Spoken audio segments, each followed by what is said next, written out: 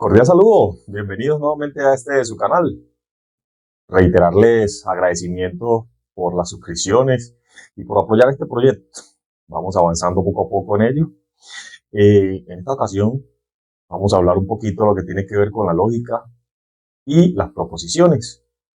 Un tema muy chévere, sabrosito, para pensar bastantico, que se trabaja principalmente en grado 11. Vamos a hacer una serie de videos con algunos ejercicios. Vamos a empezar con la introducción y iremos haciendo algunos ejercicios aplicando cada uno de los conceptos que veremos por aquí. Así que bienvenidos y pasemos a la introducción.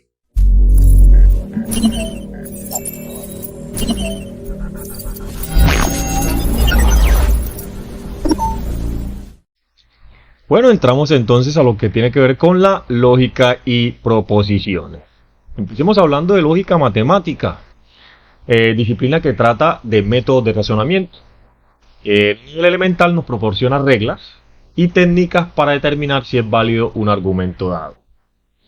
Ya en las proposiciones, la proposición es un enunciado al cual le podemos dar un valor de verdad. O sea, podemos decir si lo que dijimos, la frase que dijimos o el enunciado que damos es verdadero o es falso. Por ejemplo, yo puedo decir las matemáticas son fáciles. Para algunas personas eso será verdad, para otras personas lo van a considerar falsedad. Y no, para mí eso es muy duro, eso es falso. ¿Cierto? Entonces ahí podemos establecer un valor de verdad para ese enunciado. Hay algo que no consideramos proposiciones, como por ejemplo las preguntas. ¿Qué hora es? Pues yo le digo la hora al que me pregunta la hora, mas no puedo decir si eso es verdadero o falso. Las órdenes. Por favor, tráigame ese lapicero. Yo no voy a decir ahí si eso es verdadero o falso. Solo me devuelve el lapicero. Las exclamaciones. Estas tres cositas no son consideradas proposiciones. Dentro de las proposiciones podemos encontrar proposiciones simples y proposiciones compuestas. Si observamos por acá, las proposiciones simples están conformadas, o sea, no utilizan conectivos lógicos. Ya veremos ahorita que son conectivos lógicos. ¿Qué nos dice? Aquella que se forma sin utilizar conectivos lógicos. Tenemos un ejemplo. Curlao es un corregimiento de turbo. Bien, ahí tenemos ese enunciado. A ese enunciado que está ahí le podemos dar un valor de verdad. En este momento, Curlao es un corregimiento del municipio de Turbo en Antioquia y hasta se considera el corregimiento más grande que tiene el país. Colombia, claro está. Me dicen acá que las proposiciones simples, normalmente para representarlas, porque uno no va a poner a escribir Curlao es un corregimiento de turbos cada vez que requiera hacer un ejercicio. Entonces, para minimizar esa escritura, empezamos a utilizar letras para representar las proposiciones. Por ejemplo, las letras más utilizadas para eso, en minúscula, tendremos que utilizar la P, la Q, la R, la S y la T. Son la mayoría o las principales letras usadas para representar proposición. Entonces, en vez de escribir Curlao es un corregimiento de turbo, lo escribo una vez y a partir de ahí empiezo a usar la letra P, si quiero asignarle la letra P, o empiezo a usar la letra Q, o dependiendo de la letra que yo le quiera asignar. Por acá tenemos un par de ejemplos. 3 es divisor de 45. Bueno, podemos concluir que es una proposición porque se le puede dar un valor de verdad. Si tomamos 45 dividido entre 3 nos va a dar una división exacta. ¿Qué vamos a obtener? 15. La proposición es verdadera. Segundo ejemplo, ¿para dónde vas? Me están haciendo una pregunta. No podría concluir o no podría darle un valor de verdad a eso. Por tanto, no es una proposición. Negación de una proposición. Bien. Una proposición la podemos negar. sería el valor contrario a la opción original que tenía la proposición. Utilizo unos símbolos específicos para negar la proposición. Por ejemplo, este que tengo por acá o este que tengo por acá. Dependiendo de algunos textos, pueden conseguir uno que otro símbolo, pero de esa manera puedo pues negar una proposición. Por acá se me presenta un ejemplo donde me dicen P correlado a un corregimiento de turbo, como decíamos ahorita en este ejemplo que estábamos teniendo en cuenta, y yo quiero negar esa proposición. Para negarla, entonces ya le antepongo a mi letra que utilicé para indicar mi proposición, le coloco uno de los símbolos utilizados acá, y entonces ya voy a decir correlado no es un corregimiento de turbo, y automáticamente cambia su valor de verdad. Cuando yo digo acá correlado es un corregimiento de turbo, esa proposición es verdadera. Y cuando digo correlado no es un corregimiento de turbo, esa proposición pasa a ser falsa, porque sí lo es. Bien. Ahora hablemos un poco de las proposiciones compuestas. Vamos a mirar por acá qué pasa con las proposiciones compuestas. Estas proposiciones están conformadas por dos o más proposiciones simples. Y ahí utilizamos conectivos lógicos. ¿Recuerdan ahorita? Les dije, luego vamos a mirar quiénes son los conectivos. Bueno, por acá tenemos los conectivos lógicos. Principalmente 4 conectivos lógicos a utilizar aquí dentro de las proposiciones. Por acá tenemos una tablita que nos muestra cómo están conformados esos conectivos. Empecemos mirándolo. Conectivo lógico I se llama conjunción. Por acá tenemos su símbolo. Vamos a ir mostrando un poquito de colores. Por acá tenemos su símbolo. Miren, por acá tenemos el símbolo para la conjunción. Y se representa de esta manera. Si yo tengo dos proposiciones P y tengo otra proposición Q, entonces si quiero hacerle una conjunción, acá lo leería P y... ¿Listo? Segundo conectivo, tenemos hablando por acá con O, es la disyunción y se representa con una V mayúscula, para hacer una V mayúscula. Mire que se parece mucho con la conjunción es como una A, pero sin una A mayúscula, sin la rayita pues que conforma. La lectura de la disyunción es P, O, Q.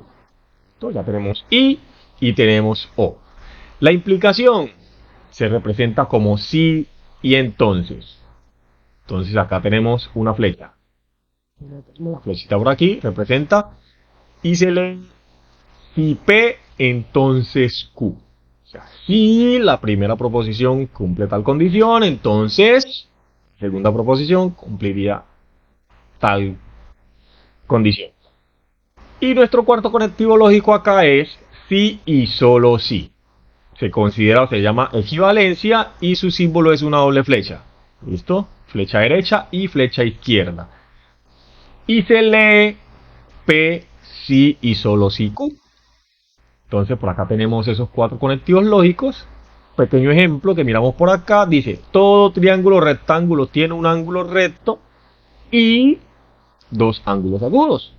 Sabemos que el triángulo rectángulo está conformado por... cualquier triángulo tiene 3 ángulos. Y el rectángulo automáticamente tiene uno recto. Y los otros 2 significa que van a medir menos de 90 grados. Por tanto serán agudos. Y ahí tenemos ejemplo utilizando conectivo lógico. Primero, todo triángulo rectángulo tiene un ángulo recto. Ahí tenemos la primera proposición simple. 2 ángulos agudos. Ahí tenemos la segunda proposición simple. Solo que cuando ya la conformamos en una compuesta, ubicamos entonces el conectivo lógico, que lo estamos ubicando por aquí, nuestro conectivo lógico I. ¿Listo? Mira, por acá lo tenemos. Conectivo lógico I. Así que vamos a ir desglosando cada uno de estos conectivos. Tienen una tabla de verdad, nos dan una regla para usarlo, así que vamos a ir mirando cada uno de ellos. Bien, empecemos hablando entonces acá de la conjunción. Sabemos que su símbolo es una especie de A mayúscula sin la rayita del medio. Me dice que es una proposición compuesta usando el conectivo lógico y. ¿Listo? Miramos el ejemplo que nos plantean acá. Me dice, el carro prende si tiene gasolina y electricidad.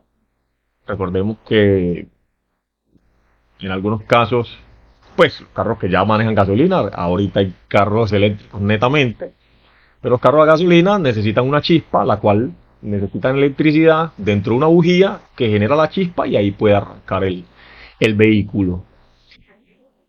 Estas reglas que le voy a leer a continuación son las que debemos tener presentes a la hora de solucionar ejercicios como tablas de verdad o otra serie de ejercicios que vamos a ver en los siguientes videos.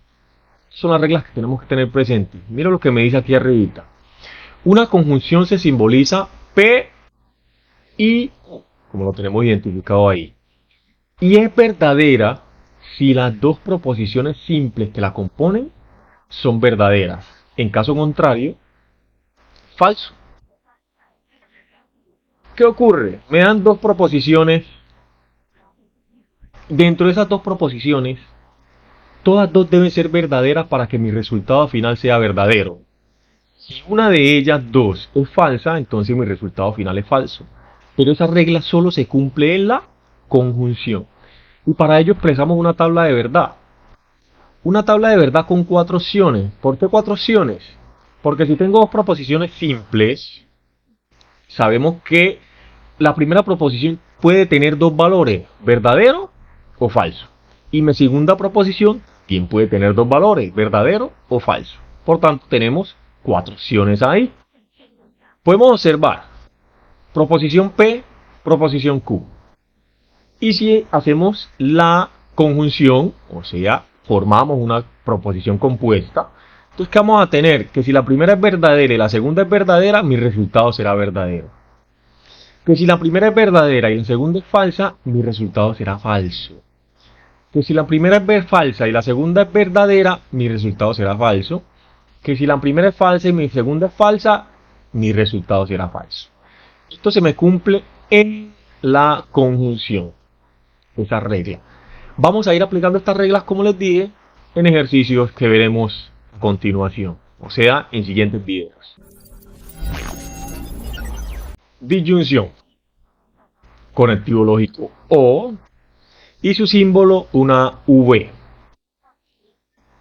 El ejemplo que me plantean por acá para la disyunción me dice: la actividad en clase es resolver ejercicios o, ahí tenemos nuestro conectivo lógico, realizar un examen.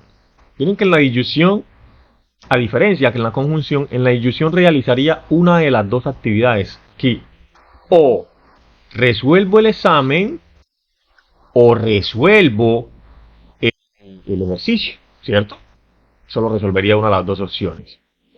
Bien, por acá tenemos la regla en la cual tenemos presente dentro de las proposiciones, y es: si las dos proposiciones simples que me conforman la disyunción son falsas, entonces mi resultado será falso. En caso contrario, verdadero. Miremos nuestra tabla. En la tabla me dice: si la primera es verdadera y la segunda es verdadera, será verdadera. Si la primera es verdadera y la segunda falsa, será verdadero. Si la primera es falsa y la segunda verdadera, será verdadero. Pero si todas dos son falsas, tanto la primera como la segunda, entonces mi resultado será falso. Eso me dice la regla que debemos tener presente.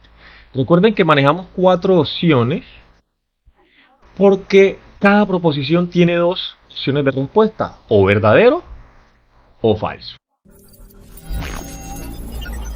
Tercer conectivo lógico, el condicional. Sí, entonces. Y su símbolo, una flecha. En este caso podemos decir que apuntando a la derecha. El ejemplo nos tiene por acá condicional, hay condiciones. Colombia está ubicado en América, entonces América es un continente. Entonces hay una condición antes para poder concluir la otra. Si Colombia es un país y está ubicado en América, Ahí por eso me dice automáticamente que entonces América debe ser un continente, porque ya tendríamos que hablar de algo más grande que un país. Bien, en este caso tenemos que el condicional, vamos a revisar las reglas que nos dan por acá. Recuerden que esto es con reglas para ir resolviendo ejercicios luego. Me dice, la primera proposición se denomina antecedente y la segunda proposición se considera consecuente.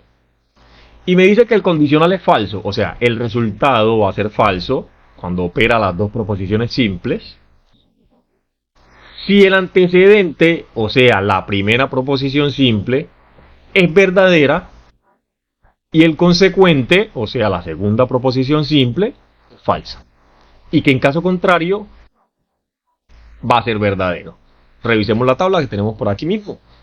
Entonces me dice, primera proposición verdadera, segunda proposición verdadera, no hay resultado, verdadero. Primera proposición verdadera y segunda proposición falsa. Esa es la regla. Mi resultado será falso. Ahí tenemos la regla. Si tengo la primera falsa y la segunda verdadera, verdadero. Si tengo la primera falsa y la segunda falsa, verdadero. Ahí tenemos entonces nuestra regla en el condicional. Bien, por último, en nuestros conectivos lógicos encontramos al bicondicional, sí y solo sí, flecha doble, tanto a derecha como a izquierda. Nuestro ejemplo que nos plantean por acá es un número es par si y solo si es divisible entre 5. Ahí tenemos el conectivo lógico sí y solo sí. Ahí nos toca mirar la regla para ver qué condiciones se cumplen. Miremos por acá la regla. Si las dos proposiciones simples que la componen son verdaderas o son falsas. O sea, me está diciendo que mi resultado va a ser verdadero si las dos proposiciones simples son verdaderas, ambas, o son falsas, ambas. Que en caso contrario, serán falsas o será falso nuestro resultado. ¿Saben a qué se parece mucho esto? A la ley de los signos. ¿Qué pasa con la ley de los signos tanto en el producto como en el cociente? Que si tengo más por más, me da más. Y si tengo menos por menos, me da más. Muy parecido acá. Vamos a suponer que el verdadero es más. Entonces miren qué me dice la regla. Esta es fácil de identificar por ahí. Acordarse de la regla de los signos y de una. Miren que tengo verdadero y verdadero. Verdadero, como tener más por más.